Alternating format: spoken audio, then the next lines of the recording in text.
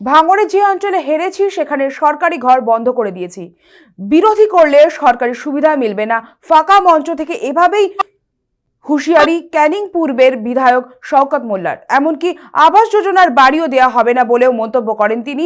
আগামী 15 ফেব্রুয়ারি ভাঙড়ের ঘটকপুকুর থেকে পাগলারহাট পর্যন্ত মহামিছিলের প্রস্তুতি সভা উপলক্ষে পিরানগঞ্জ অঞ্চলে জনসভা করেন শওকত মোল্লা। সেই সভা থেকেই বিরোধী দল আইএসএফকে নিশানা করে তীব্র আক্রমণ শানান তিনি।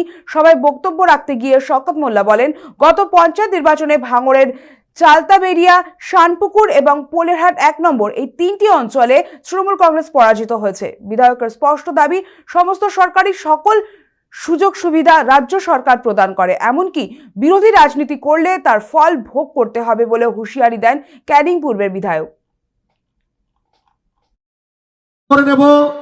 দক্ষিণ 24 পরগনা জেলা পরিষদে বরণ করে নেবেন প্রিয় নেতা বাহারুল ইসলামকে। বরণ করে নেওয়া আছে, সবাই একটু করতালি দিয়ে ধন্যবাদ জানাবেন।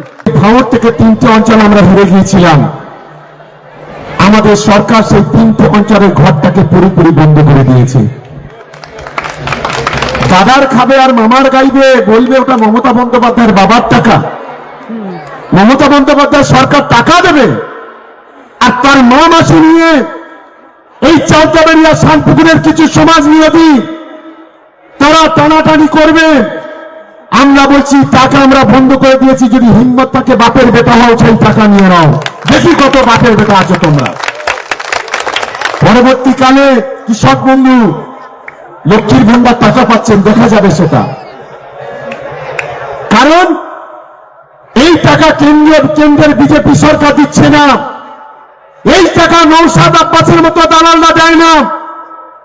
এই টাকা মমতা বন্দ্যোপাধ্যায় তার রাজস্ব কোটা থেকে বাংলার গরিব মানুষের হাতে পৌঁছে দিচ্ছে, বাংলার মানুষের মধ্যে হাসি ফোটাচ্ছে।